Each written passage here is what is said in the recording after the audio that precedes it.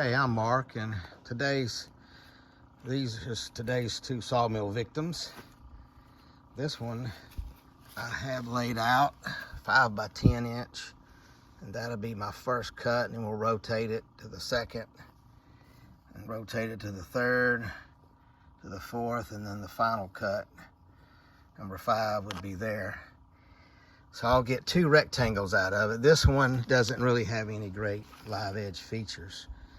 And the one in front of it is got a little bit of a knot that I can do something with. So I'm gonna get one live edge here, and this will be the live edge, and that will be my cut. And then I can get a rectangle one out of the above. I'm real low on rectangle ones, and that seems to be what people like. All right, I got the log oriented. I'm trying a new blade. This is a wood-mizer double hard B blade. It's a 9-degree angle instead of a 10. And you can see the tips are hardened, and it's designed for sawmills under 25 horsepower, and mine's just 11, so I'm way underpowered here. And the teeth aren't near as big as my bimetal blade that I've been using for years. The bimetal blades, I used to work with steel, and bimetal blades is where you used to cut steel. But they're 4 times the price of this one, so I bought 5 of them with free shipping for about the price. Not much more than I could buy my other one.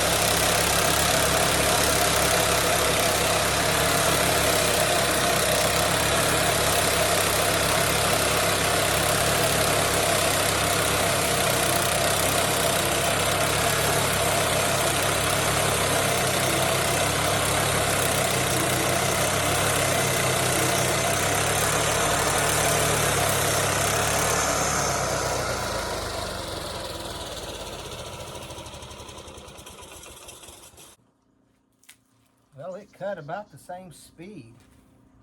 I didn't notice as much sawdust coming out. The teeth are smaller. So let's just see how long it lasts. We appreciate y'all watching.